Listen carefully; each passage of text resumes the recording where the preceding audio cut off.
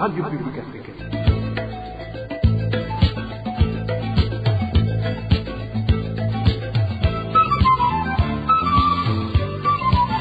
Radio Publique Africaine.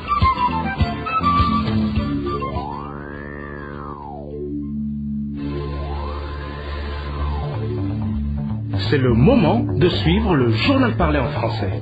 À la présentation, Émile Nivasumbo. Bonsoir et bienvenue dans le journal du 30 décembre 2024. Voici les principaux titres.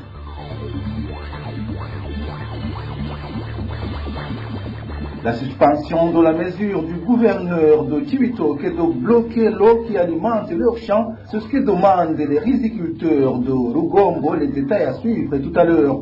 Les cultivateurs de Ouganda ont du mal à vendre leurs récoltes et ils ont du mal à les déplacer à cause de la pénurie du carburant. Et les habitants de Wuterere n'ont pas accès à la connexion Internet de l'Unitel à certains endroits. Nous allons également en parler dans un instant, les détails de l'édition.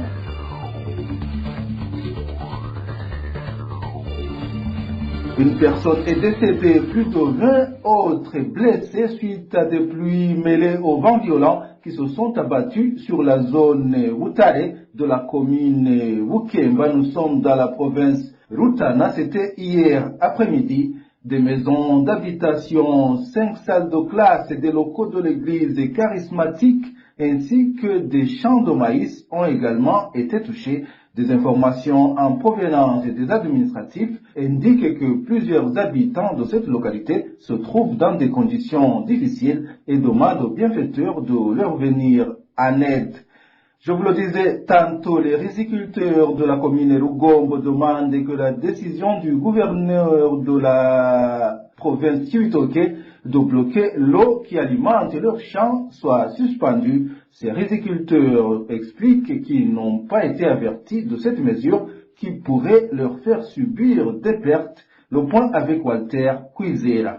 Dans son communiqué du 18 décembre 2024, le gouverneur de la province Cibitoke, Karen Evizoza, a informé aux riziculteurs de la commune Rugombo, surtout ceux des régions où des caniveaux d'irrigation ont été creusés, que désormais depuis le 15 janvier 2025 jusqu'au 5 février 2025, ils n'auront pas d'eau pour irriguer leurs champs. Pour cause, le gouverneur a indiqué que c'est pour bien préparer la saison culturelle B, mais aussi pour entretenir ces caniveaux d'irrigation. Une explication toutefois rejetée par les riziculteurs de Rugombo, qui disent que c'est à ce moment même que leurs cultures ont besoin de l'eau plus que jamais. Ces riziculteurs disent que cette mesure est insensée, surtout qu'ils n'ont pas été consultés avant. Nous, les riziculteurs de la commune Rugombo, nous sommes dans une désolation totale après avoir vu le communiqué du gouverneur. Un communiqué annonçant que le gouverneur va fermer l'eau qui arrosait nos champs de riz depuis le mois de janvier 2025 jusqu'en février. Nous avons été tellement surpris par cette mesure, surtout qu'il ne nous a pas informés à l'avance. Non plus, il n'a pas tenu une réunion avec les riziculteurs. Ce gouverneur a pris cette décision croyant qu'il veut aider les riziculteurs alors que c'est le contraire. En effet, c'est à ce moment qu'il va fermer l'eau que nos champs de riz auront beaucoup besoin d'eau. Pour le moment, nos champs ont besoin de l'eau, d'autant plus que nous approchons les récoltes. Certains parmi nous vont commencer à moissonner avec le début du mois de février. Inquiets, les riziculteurs de la commune Rugombo disent qu'en cas de la mise en application de cette mesure, les pertes seront énormes pour eux. De plus, selon toujours ces riziculteurs, à part que la récolte serait très mauvaise, ils dépensent beaucoup d'argent durant les semences. Pire encore, la plupart d'entre eux ont contracté des crédits auprès des institutions financières pour cultiver. Ainsi, ils demandent que la dite mesure soit suspendue. En cas de la mise en application de cette mesure, nous allons enregistrer d'énormes pertes. Vous savez bien que nous dépensons beaucoup d'argent pour cultiver. Certains parmi nous demandent des crédits auprès des banques et des microfinances à payer après les récoltes. Imaginez donc si nous ne pouvons pas avoir une bonne récolte. Comment allons-nous payer ces crédits? En plus, vous savez que personne ne peut dire à la banque que sa récolte récolte n'a pas été bonne, tu dois rembourser à tout prix. À côté de cela, nous allons nous retrouver en difficulté avec nos familles. Si le gouverneur nous avait au moins tenus au courant pour écouter nos avis. Mais pour le moment, si vous réfléchissez, nous enregistrons des pertes. C'est ainsi que nous lui demandons de suspendre cette décision, de bloquer l'eau et de le faire au début de la saison culturelle B.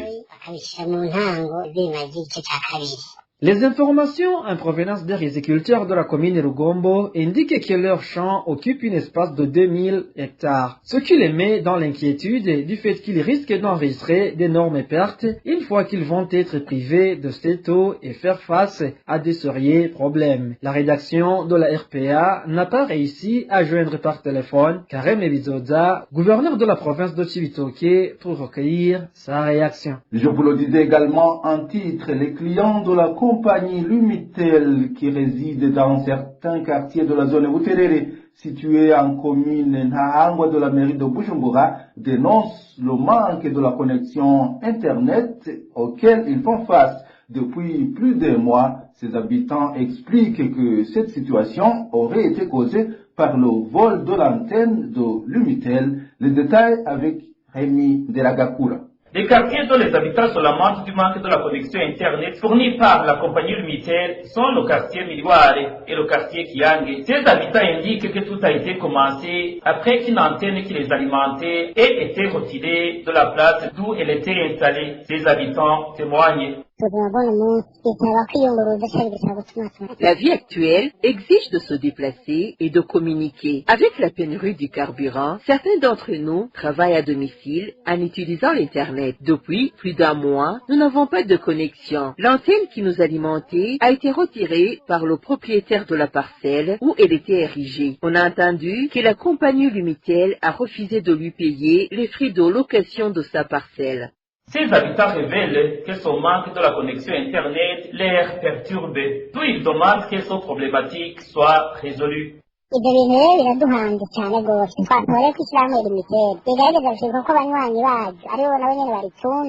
Cette situation est difficile à vivre pour nous. D'où nous demandons à la compagnie Lumitel de résoudre cette problématique. Il faut que cette compagnie nous valorise parce que c'est grâce à nous qu'ils travaillent. La rédaction de la RPA n'a pas encore pu joindre les administratifs de la zone de Buterere ainsi que les responsables de la compagnie Lumitel pour recueillir les réactions. Dans un instant, nous parlons gouvernance. RPA. Les conséquences du manque de carburant affectent beaucoup les cultivateurs de la commune Buganda en province de Cibitoke. Ces cultivateurs disent qu'il est très difficile de vendre leurs récoltes suite au problème de déplacement. Le point avec Nadège Irakoze. Les agriculteurs de la commune Buganda en province de Cibitoke indiquent que, bien qu'ils aient eu une très bonne récolte, elle finit par pourrir du fait qu'ils n'ont pas de moyens de transport pour pouvoir la vendre. Ici, ils donnent l'exemple des frais de transport qui se sont multipliés par 5 suite au manque de carburant dans le pays. Qu'Adieu nous bénit, nous pouvons avoir une bonne récolte, mais elle ne nous sert à rien, car malgré que nous avons des marchés d'écoulement, nous n'avons pas de moyens de déplacement pour pouvoir transporter notre récolte afin de la vendre. Auparavant, car le carburant était disponible, le transport dans le véhicule de type Probox, on payait 30 000 francs, mais actuellement, on peut payer 150 000 francs burundais. À cet effet, ces cultivateurs font savoir qu'ils enregistrent un manque à gagner énorme, car leurs récoltes pourrissent sous leurs yeux alors qu'ils ont dépensé beaucoup d'argent pour avoir cette récolte, ce qui les plonge dans une pauvreté sans nom. Donc, vous entendez que c'est un problème sérieux pour un agriculteur qui engendre aussi de la perte, car la récolte finit par pourrir sous nos yeux, car on ne peut pas tout manger. Donc, c'est une grande perte, vu que tout ce dont nous avons payé pour les insecticides pour avoir cette récolte, alors qu'on devrait payer les frais scolaires, la nourriture et les vêtements de nos enfants, ce qui devient impossible. Ces cultivateurs de la commune Buganda demandent avec insistance au gouvernement burundais de trouver des solutions durables à ce manque criant de carburant qui hante les Burundais afin qu'ils ne restent pas dans la pauvreté alors qu'ils ont la force et la volonté de travailler. Le plan du gouvernement de réguler les prix du marché ne pourra se réaliser que lorsqu'il aura résolu le problème de la pénurie de carburant et des devises. Propos de Jean Bosco Guigemera, vice-président de la coalition des forces de l'opposition burundaise pour le rétablissement de l'accord d'Arusha, CFOR Arusha. Ce politique ajoute que le gouvernement devrait former les commerçants afin qu'ils connaissent l'importance des taxes et des impôts. La régulation des prix sur le marché opérée par les services de l'État vient à point nommé. C'est normalement leur rôle quotidien. Nous avons toujours assisté à une spéculation de la part des commerçants chaque fois qu'il y a des équilibres entre l'offre et la demande. Ceci se manifeste en particulier dans la vente des produits braoudis et du carburant. Ce qui est plus déplorable, on dirait qu'il y en a qui sont au-dessus de la loi. Pour une bonne réussite de cette régulation des prix, ainsi que du suivi des mesures prises, il y a beaucoup de facteurs à tenir en compte. Vous ne pouvez pas déterminer les prix de transport ignorant la pénurie de carburant. Vous devez d'abord vous attaquer à ce problème en amont qui conditionne le reste. Vous ne pouvez pas non plus déterminer les prix des autres denrées importés sans tenir compte de la question des devises, de la provenance de ces denrées, des prix d'acquisition, de leur transport, des taxes sur la valeur ajoutée, de la marge bénéficiaire de l'importateur jusqu'au vendeur. Aussi, les Burundais, de la base au sommet, ont besoin d'une campagne de sensibilisation au bien fondé des taxes et impôts, puisqu'ils sont normalement incorporés dans le prix unitaire. Leur finalité, comment ils profitent aux citoyens. Je voudrais terminer sur l'impérieuse nécessité d'une régulation régulière des prix sur le marché, sans attendre la grogne du peuple. Sinon, nous aurons affaire à des responsables qui ne sont pas à leur place. Jean Bosco Guigemera réagissait aux propos du président Évariste Ndayishimiye lors de la conférence publique de ce vendredi. Au cours de cette conférence, le chef de l'État a aussi évoqué la société Sotrevo Mining Company qui vient de gagner la confiance du gouvernement burundais pour l'exploitation des gisements de Murehe. Cette société est pourtant peu connue, contrairement aux autres sociétés de renom international. Évariste Ndayishimiye lui-même n'a pas su donner l'identité de cette société quand on le lui a demandé. Le président de la République s'est contenté de parler de l'expérience de l'un des responsables à la tête de la soi-disant société. Les détails avec Elvis Nyomongel. Des informations sur la société Sotrevo Mining Company sont très limitées sur les réseaux sociaux. Si l'on tape le nom de cette société sur Google, les informations fournies sont des informations récemment postées par les médias burundais ou tout simplement des Burundais depuis que la société Sotrevo Mining Company a été citée comme bénéficiaire du contrat d'exploitation du gisement de Murehe. Sotrevo Mining Company, cette société en qui le gouvernement burundais vient de placer sa confiance pour l'exploitation de cet important gisement pour une période de 15 ans, semble également n'avoir pas de site web. Il n'est pas aussi trouvable sur le compte X ou sur d'autres plateformes utilisées par un grand nombre d'entreprises pour leur visibilité. Dans la dernière émission publique animée par le chef de l'État, un journaliste a demandé au président Ndayishimiye de dévoiler l'origine de cette société. Quelle est l'origine de cette société qui vient de se voir attribuer ce marché?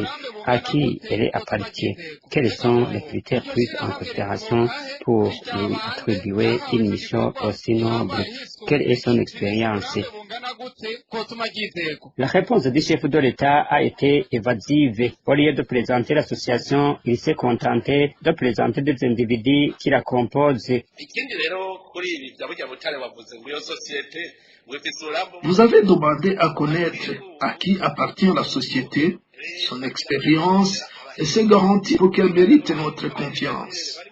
Je voudrais te dire que ces derniers temps, c'est le gouvernement qui se cherche des experts.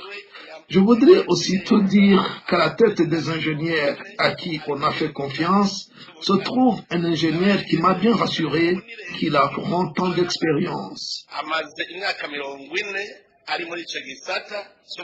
Tous ces éléments font que plus d'un parmi les bondés doutent sur l'existence de cette société ou pensent que c'est plutôt une société écran qui vient couvrir les intérêts de certaines autorités. La rédaction de la RPA a téléphoné la porte-parole du président de la République, Rosine Guilene-Gatoni, pour plus d'explications, mais elle n'a pas décroché son téléphone. Dans un instant, nous clôturons cette édition avec la rétrospective sur la sécurité. RPA. Au cours de l'année 2024 qui s'achève bientôt, la rédaction de la RPA a pu répertorier plus de 200 cas d'assassinat dans 17 provinces du pays. Autre fait qui a marqué cette année, c'est l'envoi des militaires burundais en République démocratique du Congo, le déploiement qui a été dénoncé par plus d'un, y compris même des militaires. Des détails avec Emmanuel Ndaishimiye. Dans le domaine de la sécurité, la RPA a pu répertorier 257 cas de personnes assassinées dans différentes provinces du Burundi. La province de Cibitoke vient en tête et compte 66 cas de personnes tuées. En deuxième position se trouve Gitega où 26 personnes ont été tuées. La province d'Ongozi compte 23 cas, 18 cas pour la province de Bubanza, 17 cas pour la mairie de Bujumbura ainsi que 15 cas pour la province de Rumonge. Au niveau des provinces de Makamba, Rutana et Ruyigi, la rédaction de la RPA a pu répertorier 11 cas de personnes tuées dans chacune de ces provinces. Dans Bururi et Kayanza, 10 cas ont été répertoriés dans chacune de ces provinces. 9 cas de personnes assassinées ont été répertoriés en province de Kirundo, 5 cas à Muyinga, 4 cas à Muramza ainsi que 3 cas à Karuzi. Notre rédaction a pu répertorier un seul cas d'assassinat en province de Changuzo. Mwaro est la seule province dont la rédaction de la RPA n'a pas répertorié des cas d'assassinat au cours de cette année 2024. Parmi ces 257 personnes assassinées, certains ont été tués à coups de machette et d'autres ont été découverts sans vie. Parmi elles également, 52 étaient des femmes et 21 étaient des enfants. Dans le domaine de la sécurité, il s'est manifesté au cours de cette année 2024 des jets de grenades à mairie de Bujumbura. Ces grenades ont laissé des victimes blessées. L'envoi des militaires burundais en RDC a été un fait marquant aussi dans le domaine de la sécurité au cours de cette année. Certains militaires burundais ont continué à se diriger vers le Nord Kivu au moment où d'autres dirigeaient vers le Sud Kivu. Certains étaient envoyés pour attaquer les positions du mouvement rebelle Red Tabara. Ces derniers jours, des affrontements entre les rebelles du Red Tabara et des militaires burundais ont été signalés au Sud Kivu. Au Nord Kivu, des militaires burundais ont continué à être envoyés auprès des militaires congolais pour combattre ensemble le mouvement rebelle M23. L'envoi de ces militaires burundais a été dénoncé par plusieurs personnes, y compris des militaires, qui indiquaient qu'ils ne comprenaient pas le but de cette guerre à laquelle ils participaient. Cela avait même fait que 272 militaires burundais qui avaient été arrêtés en décembre 2023 ont été condamnés pour les vols après avoir refusé d'aller combattre le mouvement M23. Ils ont écopé d'une peine d'emprisonnement allant de 22 à 30 ans, en plus d'une amende de $500 américains chacun. Dans le domaine de la sécurité, cette année 2024 a été marquée par des pratiques des Imbonerakure dont des citoyens dénoncés comme étant perturbateurs de la sécurité. À part des patrouilles nocturnes dans lesquelles ils menaçaient des citoyens, des Imbonerakure ont imposé des couvre-feux. Des cas de vol ont été également signalés dans certaines provinces du pays et des habitants soupçonnaient que des Imbonerakure étaient derrière ces vols du fait qu'ils étaient opérés durant la nuit au moment où ils faisaient des rondes et des patrouilles nocturnes. Des Imbonerakure ont été également cités dans la détention illégale d'armes dans certaines localités. Des victimes de ces armes ont été signalées, suivies d'une arrestation des Imbonerakure détenteurs de ces armes qui ne diraient que le temps de la rosée. Voilà, c'est ainsi que s'achève l'édition de ce 30 décembre 2024. Merci de nous avoir suivis. À la présentation, c'était Émile Nibasumba. Au revoir.